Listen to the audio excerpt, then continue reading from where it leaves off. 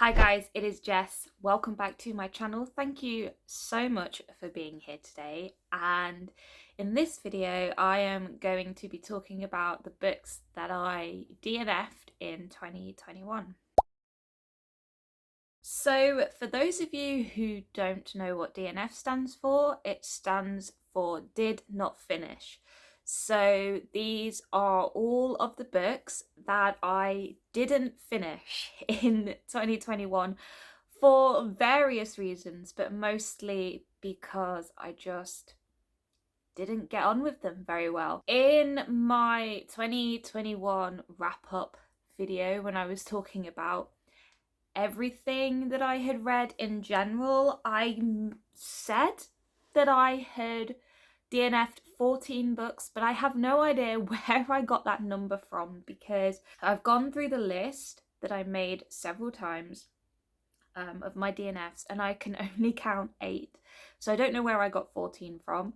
Maths is clearly not my strong point. But yeah, I had 8 DNFs as far as I'm aware last year, which, you know, it's not a lot, but for someone who doesn't like DNFing, you know, it's pretty good for me. So I'm gonna start with Bodies, a romantic bloodbath. Now, I had an arc of this, an e-arc. This was one that had quite an interesting concept about like clones, and this guy who develops a clone of his girlfriend, and yeah, it just sounded weird, just the kind of things that I like. It is a horror novel, but I only managed about 15-20% of this book before I put it down, because I hated how misogynistic this book was, how misogynistic the author came across. Whether he is or not, I don't know, but I just got the impression that he really does not like women. I don't have a problem with reading about creepy main characters, creepy men, and, you know, people that do really horrible things for whatever reason. But this main character, I just could not get behind, and I couldn't understand any of his motivations. And he was just so full of hate and misogyny, and he was just selfish and just everything that I don't appreciate in people in general and in books. I don't know, like, it wasn't done very well, and it just came across as very bitter and just very hateful towards the female sex. This book was also very violent, very sexually violent, and again, if that kind of thing serves the plot, you know, if it's an important part of the plot development or the character development, or, you know, whatever, then I'm generally okay with it. But in this case, it just felt like the sexually violent scenes were just thrown in there to be edgy or to shock people. I just really couldn't get on board with that, and I just didn't want to read anymore. And I've read the reviews of this book. It doesn't get any better from what people have said. This book is just everything that I mentioned all the way through it, and a lot of people have a lot of issues with it. So there we go. Next up is My Heart is a Chainsaw. So I started reading this for the Spooktober readathon in October, and I read The Only Good Indians the year previous, and I liked it. It wasn't the most amazing book that I'd ever read. It definitely had some issues, but for the most part, it was a very atmospheric and very enjoyable read. And so I wanted to give this one a go, and especially because I'd heard some really good things about it.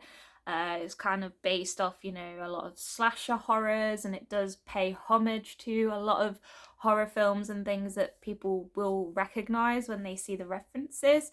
And it's about a girl who, you know, she loves horror films and she kind of ends up in one herself. But I was thoroughly bored through this. I'm sorry to say.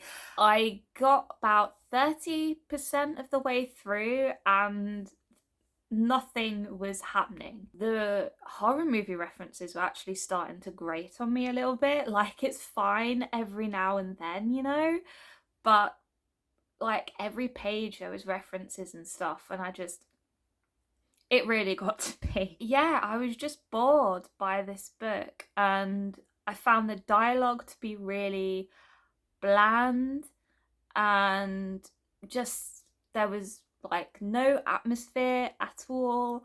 I don't really know what I expected from this, but it wasn't what I read. And it is unfortunate because I know a lot of people do really like this book. So I might have to give it another chance in the future just to see, you know, if I was reading it during a time when I wasn't feeling it or whatever. But yeah, it didn't work for me. All right, so a very different genre compared to the previous two. Valentina. So this is an erotic novel, which I wasn't aware of when I first picked it up. Although I don't think I read the blurb properly because it does kind of allude to that kind of thing on the blurb. But I don't know, I think my brain just kind of bypassed that. Now, I am not against erotic novels by any means. I know they're a very popular genre amongst women of a certain age. And I have read a few erotic novels in the past and have really enjoyed them. I do appreciate it for what it is, but this one just wasn't. It was not for me. It's all about kind of like BDSM and sex cults and things like that. And the main thing that I didn't like about this book was that a lot of it was about the sex and there wasn't enough about the actual plot. There was this mystery within the story as well, involving like a stolen painting, which I was very interested in. And there's also this kind of, there's two different timelines in this book. There's one set in like the 1800s and then one set in the 2000s. These two women, and I was kind of intrigued to see how their stories connected.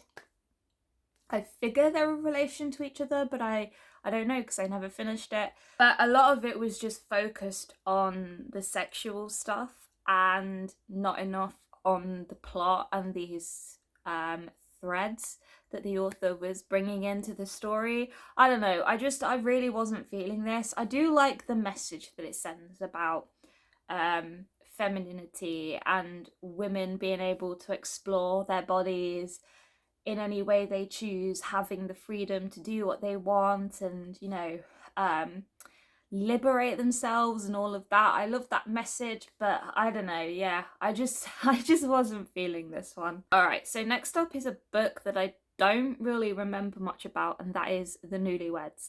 So this is a thriller. Again, I had an e-arc of this, and I know that it was like a dual perspective story, although I think from what I read, I'd only read from one perspective at that point, and my gosh, it was dull. I don't really know what my main issue of this book is because it was so long ago, but yeah, I was bored through the bit of what I read of this book. And I can't really tell you what it's about because I don't remember. I think I just picked this book up at the wrong time. And again, it might be another one that I will revisit in the future when I'm in the mood for thrillers. Yeah. All right, and then we have The Flat Share. And I feel like this one might be a bit controversial because this book is very popular. And I know a few people who have really enjoyed this book. but I I didn't like the writing style in this book. It was written in a very weird way. There are two characters. I know the main guy was called Leon. I can't remember what the female character was called. But her chapters, were written normally, proper sentences, things like that. And if I remember correctly, Leon's chapters were written in like shorthand or like list format or note format or something. And it was just really jarring. And I understand of trying to, have these characters have two different voices so you can distinguish them from each other when you're reading the chapters and whatever, but I don't know, it didn't work for me. It was just really off-putting. And then I just found the whole story to be so boring. Again, it was really dull. I think I read like 45% of it, and the main characters still had not met each other. This Leon and the woman, they hadn't met each other. They were interacting through notes and texts, but they hadn't actually met face to face, which is what I was waiting for, and I just got very frustrated with it. And I had to put it down because I would have thrown my computer, laptop that I was reading it on, across the room, because it was just really getting on my nerves. And I don't think I'll give this one another go. I know people have told me to give it another go, but if I get like 45% of the way through it and things are still not picking up, then I'm not going to waste my time going through all of that again just to see what happens. No, not for me. No way. Okay, so this book here is the last book that I DNF'd purposely because I wasn't enjoying it, and that was Hot Milk. So this was one of the very first books that I read in 2021. Actually, I read it in January. I got it from the library. It was on this list of books that I wanted to read set in different countries and stuff, and this one was just really not for me. It was definitely a book that was out of my comfort zone, and I was very aware of that going into it. And I wanted to give it a go, I wanted to try it and just see how I felt about it. But I got like 80 pages in or something, and I just had to put it down because I was bored, as the same with all the other books. I couldn't connect with it. I didn't understand it. The characters were talking in riddles. I felt like, the dialogue was just really weird, and it didn't really kind of make any sense at all. The story was kind of interesting, but it just didn't pique my interest enough for me to care about it, for me to care about any of the characters, for me to want to finish it. So yeah, this one was a hard DNF for me, actually. I didn't feel any guilt putting this one down at all. So moving on to the last two books. These two books are books that I do kind of feel a little bit guilty about DNFing, but I didn't DNF these books because they were boring or because I didn't like them or whatever. These were just circumstantial DNFs. So DNFs that happened because I either didn't have time to finish them or other things got in the way or whatever. So one of those is the complete stories of Sherlock Holmes. So I'm going to count this in this list because, the book is chunky. You will have seen it in some of my previous wrap-up videos from last year. I was going through the Sherlock Holmes stories one by one, all the short stories, all the novels, and I read a decent amount of them, actually. I think I only have like one full-length novel and 2 short story collections left to go. So I didn't count those books within the book as complete books. I wanted to read the whole thing and say that was the complete book. I ended up just not finishing it because I was reading other things, and not that I lost my interest in Sherlock Holmes. I love Sherlock Holmes, but yeah, I've read those stories before. There are some that I haven't read, but the majority of them I have read before.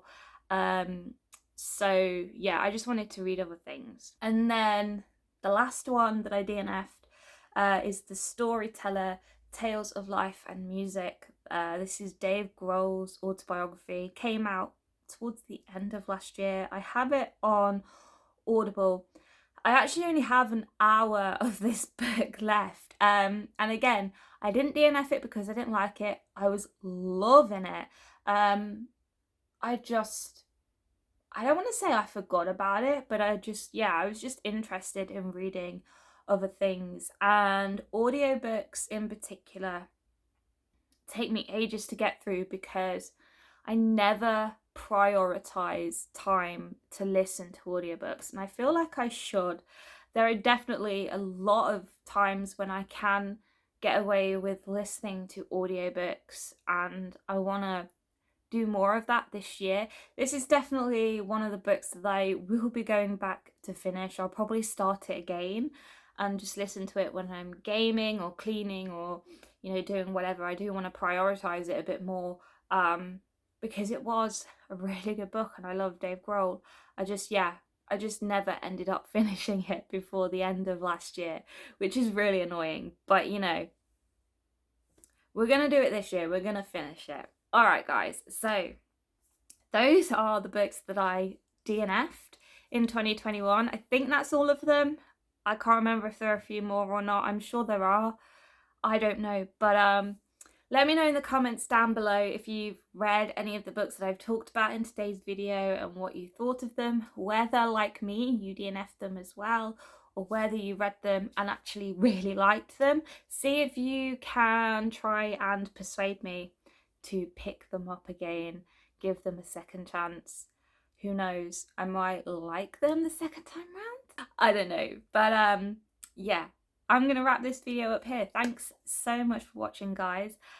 Please leave a cheeky thumbs up if you like this video. Subscribe to my channel, hit the bell button so you can see more videos from me in the future, and I will see you all in my next video very soon.